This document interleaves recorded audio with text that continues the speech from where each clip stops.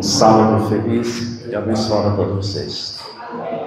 Quero agradecer ao Vicente pelo convite, claro, agradecer a Deus pela oportunidade. Meu nome é Aristarco, congrego há pouco mais de 4 anos ali na igreja da Pituba. E lá na igreja da Pituba nós temos um ministério de oração e intercessão, como costumamos dizer. E hoje pela manhã, por volta de 5h40 mais ou menos da manhã, por costume, eu gravei um áudio de oração para uma irmã de lá da igreja, irmã Solange. E quando ela respondeu o áudio, ela agradeceu e disse assim, ela sabia que eu estaria aqui hoje. Ela disse que Deus o use poderosamente. E a minha oração hoje é que você que está aqui também seja usado por Deus poderosamente. Porque afinal, você se levantou hoje, você caminhou, você respirou e você decidiu estar na casa de Deus. E se você veio até Deus, você não pode sair daqui da forma como você entrou. A palavra dele tem que ser semente que frutifique em nossos corações. Nós vamos abrir a palavra de Deus, Ezequiel 37. E vamos ver o que Deus tem especial nesta manhã para cada um de nós. E que ele preserve as nossas faculdades mentais, a nossa mente focada unicamente, exclusivamente na sua palavra. É um relato, um registro de uma profecia muito bem conhecida por nós, Ezequiel capítulo 37. Assim que vocês encontrarem aí, nós vamos estar... perfeito. Podemos ler? Amém? Com misericórdia. Ezequiel 37, a partir do versículo 1, diz assim: Veio sobre mim a mão do Senhor, e o Senhor me levou em espírito, e me pôs no meio de um vale que estava cheio de ossos. E me fez andar ao redor deles, e eis que eram muito numerosos sobre a face do vale, e estavam sequíssimos. Verso 3, e me disse: Filho do homem, poderão viver esses ossos? E eu disse: Senhor Jeová, tu o sabes. Então me disse: profetiza sobre esses ossos e dize-lhes: ossos secos, ouvi a palavra do Senhor. E assim disse o Senhor Jeová a estes ossos: e eis que farei entrar em vós o Espírito e vivereis, e porei nervos sobre vós, farei crescer a carne sobre vós, e sobre vós estenderei pele e porei em vós o Espírito e vivereis, e sabereis que eu sou o Senhor. Então profetizei como se me deu ordem, e houve um ruído, enquanto eu profetizava, e eis que se fez um rebuliço, e os ossos se juntaram, cada osso ao seu osso. E olhei, e eis que vieram os nervos sobre eles, e cresceu a carne, e estendeu-se a pele sobre eles por cima, mas não havia neles espírito. E ele me disse: profetiza ao espírito, profetiza, ó filho do homem, e diz ao espírito: assim diz o Senhor Jeová, vem dos 4 ventos, ó espírito, e assopra sobre eles estes mortos para que vivam. E verso 10 vai dizer: e profetizei como ele me deu ordem. Então o Espírito entrou neles, e viveram, e se puseram em pé, um exército grande e extremo. E finalizando o verso 11 vai dizer: então me disse: filho do homem, esses ossos são toda a casa de Israel. Eis que dizem: os nossos ossos se secaram e pereceram a nossa esperança, nós estamos cortados. O verso 11, ele registra para nós quem são os ossos. Nós vamos trazer depois um pouco sobre, especialmente o verso 10 também, mas agora eu quero trazer para nós fazermos uma retrospectiva. O verso 11 vai dizer que todos aqueles ossos eram quem? A nação de Israel, ou o povo de Israel. E a pergunta que eu preciso, e nós obviamente já temos: quem são, ou quem eram o povo de Israel. Se trouxermos para a nossa realidade hoje, quem são ou quem é o povo de Israel?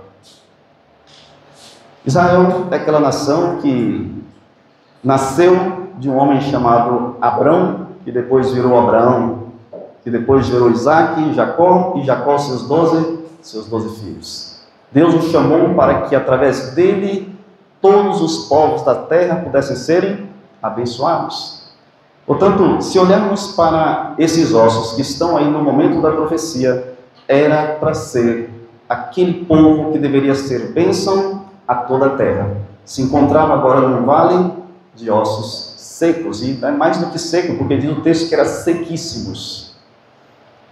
Se olharmos para um contexto para os nossos dias, o povo de Israel era o remanescente fiel de Deus, como ele sempre teve na história da humanidade um remanescente. E nós cremos pelas profecias bíblicas que eu e você, somos o atual remanescente de Deus na terra.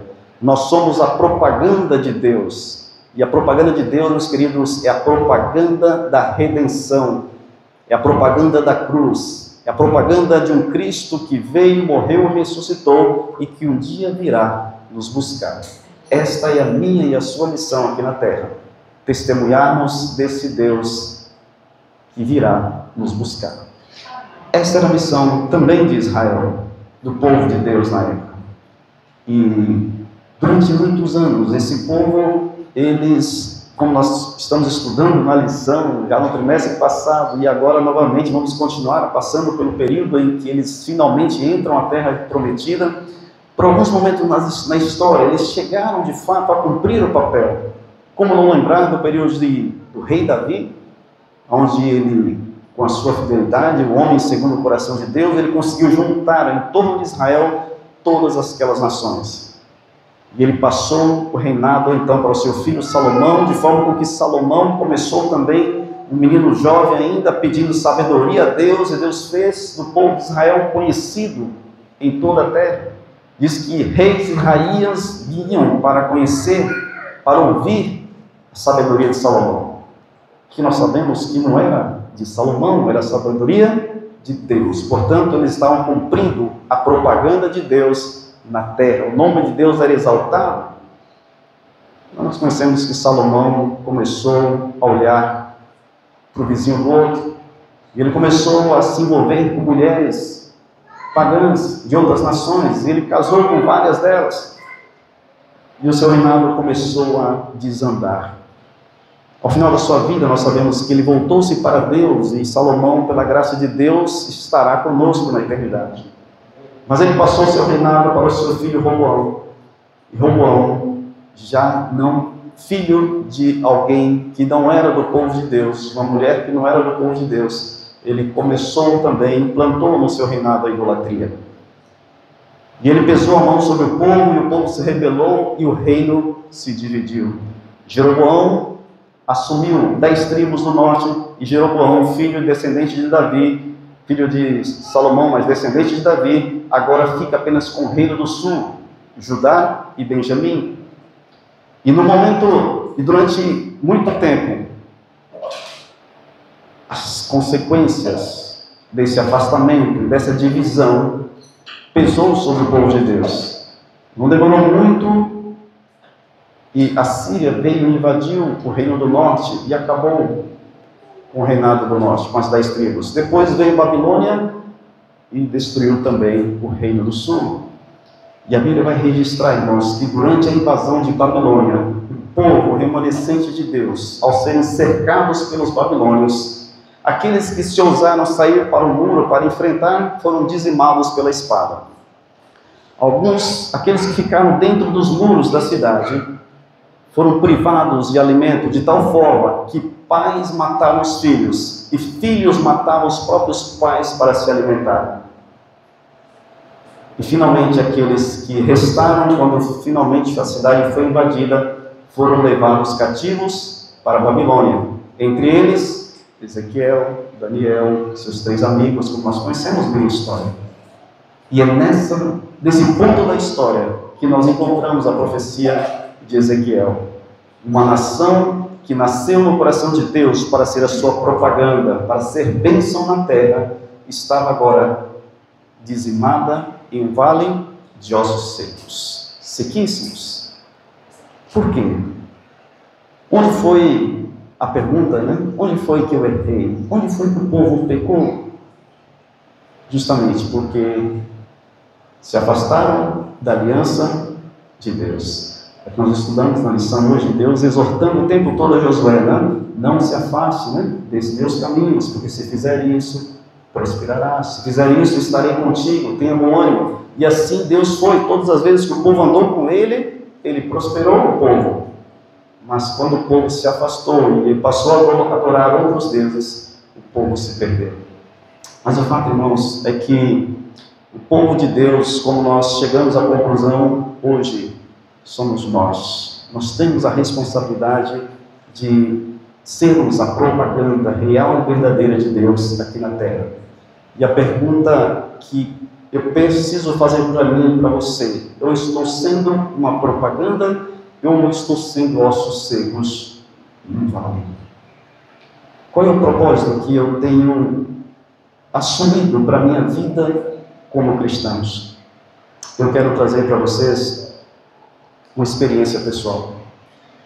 Eu nasci na igreja adventista. A gente fala assim, né? Quando a gente nasce, é filho de adventista, fala, eu nasci na igreja. Até parece que a igreja é um berçário, né?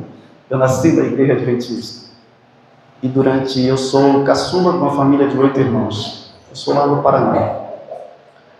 E durante 28 anos eu vivi dentro dessa igreja. Eu me batizei com 10 anos de idade. E muito cedo morava lá no Paraná, uma cidadezinha pequena, igreja pequena também, talvez parecida com essa aqui. E poucas pessoas, então sempre fui muito ativo na igreja, com departamento de jovens, desbravadores, sempre estive liderando alguma coisa. Com 18 anos entrei na comportagem, por onde fiquei 8 anos na comportagem. E para resumir, para não tomarmos muito tempo, durante todos esses anos de cristão, liderando, coordenando e sendo alguém que era visto pela igreja como alguém, como nós estudamos hoje, né? Como um exemplo, como modelo para que os outros pudessem seguir. Só eu sabia que eu não era nada daquilo. Eu não passava de ossos secos, porque toda aquela crença que eu professava e anunciava aos outros, eu não vivia. O Cristo que eu falava não fazia efeito, não produzia os frutos do Espírito que nós cantamos no hino agora. Talvez já estava naquela situação de ter os ossos estarem juntos, já tinha pele, já tinha músculo, mas faltava o Espírito, faltava a vida espiritual. E durante anos eu passei nesta busca sem sentido. Me casei com 25 para 26 anos, achando que isso pudesse, de repente, com uma pessoa junto a mim, resolver o problema, mas ela também vinha de uma geração de adventistas que também vivia na mesma história. Eu costumo chamar o adventista profissional. Eu sabia guardar o sábado, eu sabia não comer carne de porco, eu sabia como me portar como um adventista, mas o que eu não sabia era ser cristão. Irmãos, não tem situação pior do que ser povo de Deus sem ser. Carregar o nome do povo de Deus sem estar com Deus. Durante alguns anos isso me remoía. Quando chegou um momento da história, aquilo ficou insuportável. Insuportável de tal forma que eu fiz um cálculo matemático. Perdido dentro, perdido fora. E eu e a minha esposa nós saímos por 17 anos. Mas havia, durante esse período que eu estava na igreja, alguém que me dava um fio de esperança de que eu pudesse encontrar o caminho. E eu sei que vocês conhecem, ele esteve aqui recentemente, pastor Bulhão. Eu não sei quantos o conhecem pessoalmente, ou conhecem as suas mensagens, ou quantos já ouviram uma mensagem dele que ele fala sobre estar perdido dentro da igreja. Está no YouTube aí, vocês procuram lá, Perdido Dentro da Igreja com o pastor João Bulhão, vocês vão poder encontrar essa mensagem. E eu vi essa mensagem, na época não tinha internet, era Lá foi nos anos 80 isso, né? Nós tínhamos as fitas cassete, né? E eu revia e assistia, e eu me emocionava e chorava, porque eu queria viver aquela experiência dele, mas nada acontecia dia após dia. Eu vou pedir permissão, eu vou registrar um pouquinho do que aconteceu com o pastor Bulhão. Eu sei que talvez alguns já conheçam, porque ele conta, né, nos sermões dele, mas talvez alguns ainda não saibam. O pastor Bulhão, com 22 anos, ele já era pastor. E ele ainda não era casado, mas já deram um distrito para ele. E ele pastoreava um distrito lá no Peru, porque ele é peruano. E lá também, ele conta que aos 22 anos, pastor, ele vivia, resumindo, o mesmo conflito que eu estava vivendo. O Cristo que ele pregava não transformava, não era capaz de transformar. E aquilo foi se tornando insuportável para ele, ao tal ponto dele um dia decidir pegar a sua credencial e entregar ao presidente do campo para que ele não mais fosse pastor. E o presidente do campo então fez um desafio a ele, falou o seguinte: segure a sua credencial, eu vou te mandar para um lugar, lá para uma tribo indígena no meio da selva amazônica, 6 meses. Terminando os 6 meses, você volta e me entrega a sua credencial. Sem alternativa, ele aceitou o desafio e seguiu ele para aquela tribo do meio da selva amazônica. Ele começou a caminhada,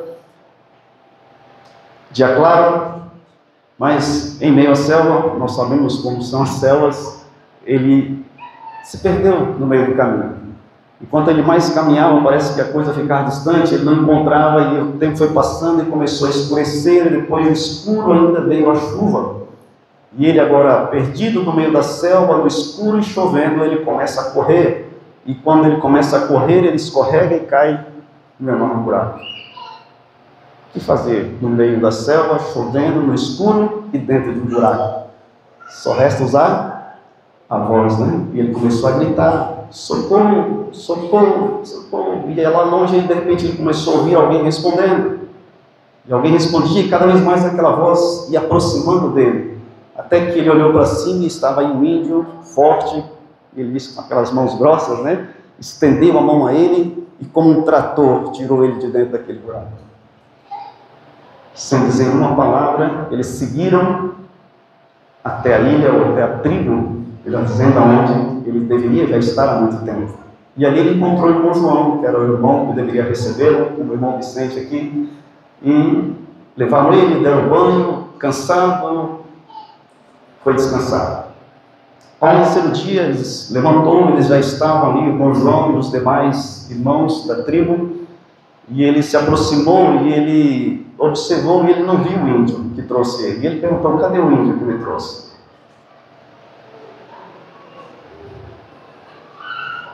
Pastor, você chegou aqui sozinho? Não. Eu cheguei com o índio, ele estava aqui quando eu cheguei.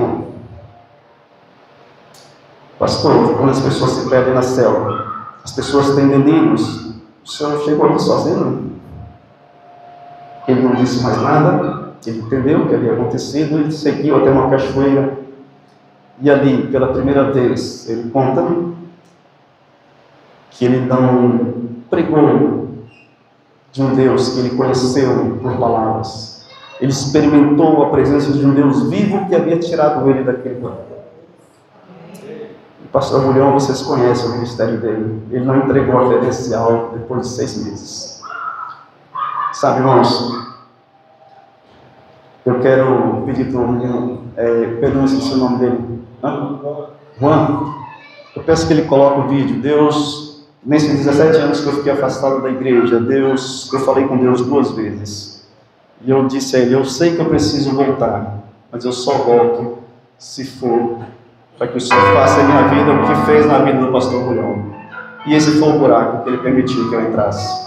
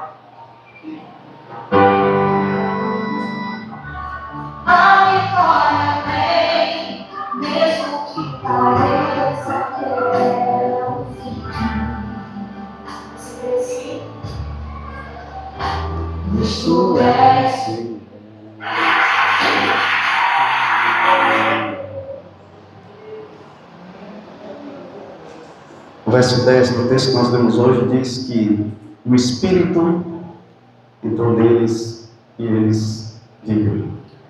Depois de 17 anos, irmãos, eu só tinha isso. E foi o que eu pedi a Deus. Isso foi no Covid, 2021, no momento em que eu estava aí. Teve dias em que só no Brasil morreram 3.000 pessoas, pela mesma razão pela qual eu estava aí. E eu quero, para não tomar muito nosso tempo, apenas trazer 3 episódios referentes a isso que aconteceu comigo. Como eu disse, eu cheguei aí fora da igreja, estava 17 anos afastado. E as 2 vezes que eu falei com Deus nos 17 anos, eu pedi exatamente isso. Quando ele me coloca aí, durante a primeira semana, eu fiquei com máscara não renalante. A irmã que trabalha na saúde conhece. Então eu fiquei lúcido durante 10 dias. Na primeira semana que eu estava ali, havia uma enfermeira que certamente era evangélica de alguma igreja pentecostal, e ela colocava o celular dela para que eu ouvisse alguns hinos, algumas músicas cristãs. Só que nós, adventistas de berço, nós temos o nosso ouvido educado para a música adventista, e aquelas músicas não me falavam muito. Até que um dia eu acho que ela percebeu e ela perguntou: tem alguma música ou algum cantor que você prefere ouvir? Fernando Iglesias, Nadson Portugal, foi o que eu disse. Eu queria falar Altos do Reis, na hora não veio na minha mente. E então eu passei aquela primeira semana ouvindo Fernando Iglesias e Nadson Portugal. Chegou sábado, o primeiro milagre aconteceu. Na verdade já havia acontecido, né? Mas foi o que eu senti. 17 anos sem pegar a Bíblia. Peguei apenas algumas vezes em algumas mudanças que eu fiz para tirar de uma caixa e colocar em outra, mas não abri a Bíblia. Eu senti uma fome, uma necessidade urgente de ler a Bíblia, especialmente os evangelhos. Eu precisava ler a Bíblia naquele momento.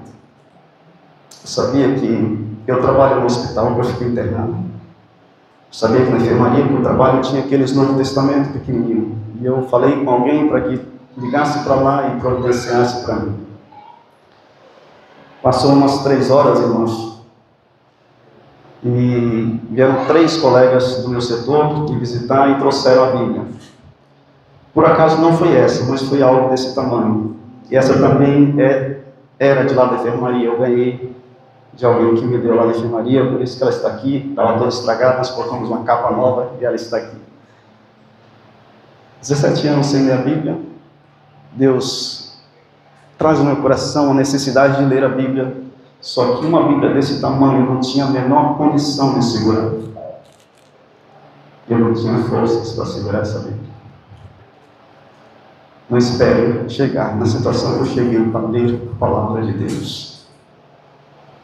Mas Deus sabia que naquele momento eu não tinha condição, e eu não ia ler, e não precisava ler, mas Ele precisava criar em mim a vontade de ler, o desejo de ler. Isso Ele fez. Quando eu saio de alta, eu vou para a enfermaria, estou lá até hoje, e lá tem vários Novo Testamento desse tamanho, que as minhas colegas não encontraram naquele dia. Elas encontraram uma Bíblia grande.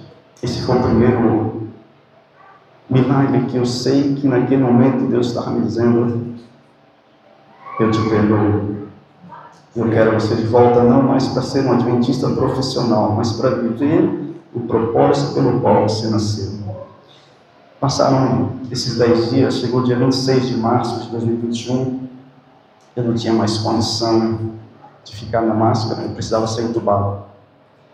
E eu já estava para pedir o tubo porque eu não estava aguentando mais. Então a médica veio me tranquilizar. A gente sabia que o tubo, existia uma propaganda na televisão que 30% apenas do que ia para o tubo sobrevivia, 70% não voltava. Conversando com os colegas meus na enfermaria que acompanhavam os meus relatórios lá pelo computador, ele falou: não esqueça, você não tinha 30%, você tinha 0%. Eu estava já em sepsemia. Mas eu fui tão tranquilo, literalmente em paz. O médico que me entubou, o Dr. Cláudio, ofereceu o celular dele para que eu gravasse um vídeo para minha esposa me despedir. E eu gosto de gravar vídeo. Tem um canal no YouTube hoje que eu trago essas minhas experiências. Mas naquele dia a minha resposta foi: doutor, eu falo com ela quando eu voltar. E eu não sabia, eu falei aquilo de maneira espontânea, eu não sabia que aquela fala Deus tinha colocado em meus lábios para me salvar. Como vocês podem ver, eu voltei. Depois da minha recuperação, passei 4 meses em Aracaju, minha esposa na época morava lá. Quando eu volto para Salvador, a gente decide se mudar de onde eu morava, que era um apartamento de escadas, eu não tinha condição de subir escada, então a gente decide vir morar aqui na Pituba. Congregando na Pituba, vou conhecendo as pessoas, vou fazer parte do grupo de oração. E no grupo de oração eu conheço uma irmã chamada Sirleide, talvez alguns de vocês conheçam, canta no coral. Conversando com ela do trabalho, onde trabalho. Ah, meu filho trabalha lá, doutor Alessandro. Doutor Alessandro, vou procurar saber. Trabalha na UTI, um dos médicos que cuidou de mim. E um certo dia, aí ela vai procurar, então, o filho dela e fala sobre mim. Ele, claro, lembro sim, Aristarco, porque eu fui o único paciente funcionário do hospital. Então, o meu caso ficou bem conhecido dentro do hospital. E ele, sim, Aristarco, ele falou 2 coisas. O primeiro, ele não era para estar aqui. O segundo, no dia do meu plantão, eu estava lutando com ele, porque a irmã que é enfermeira sabe que no Covid eles ficavam virando e desvirando a gente, a pronação que a gente chama, né? Para tentar reabilitar ali a saturação. E nesse processo, alguém da equipe falou: doutor, deixa o rapaz descansar. Ele não aguenta mais. Sabe qual foi a resposta dele? Ele disse que vai voltar.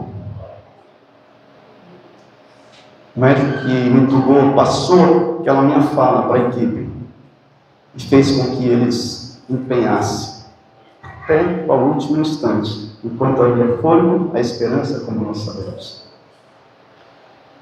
E a última, o terceiro episódio disso, quando eles começam, misturam, começam a tirar a sedação.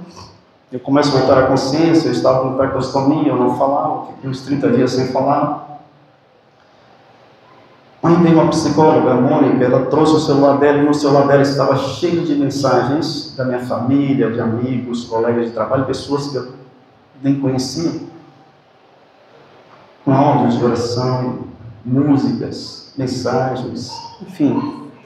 Ela tinha colocado aquilo para eu ouvir enquanto eu estava entubado, mas a minha sedação ela foi total e completa, eu não ouvia nada. Mas naquele dia eu já pude ouvir. Recebi também uma cartinha escrita por alguém que eu não conhecia, mas que eu era amigo do sobrinho dela, e o sobrinho então pediu oração por mim, e ela não só orou, como escreveu uma cartinha e me mandou, para que eu pudesse ler. O que eu quero trazer de lição disso para mim e para você? Nem sempre Deus vai mandar um índio misterioso, mas talvez esse índio já esteja ao seu lado aqui no banco, já esteja dentro da sua casa, no seu trabalho. Deus usa as pessoas, um para cuidar do outro. E eu fui amado de tal forma que o amor que Deus me demonstrou de pessoas das mais diversas religiões e que eu nem mesmo conhecia, quebrou todas as barreiras que me impediam de ter acesso ao Cristo que eu professei durante 28 anos, mas que eu ainda não havia experimentado o poder transformador. E esse poder, ele só é alcançado por nós quando nós temos a plena consciência da existência e o porquê da existência do cristianismo como igreja organizada. Deus não criou isso aqui por acaso, Deus. Não é por acaso.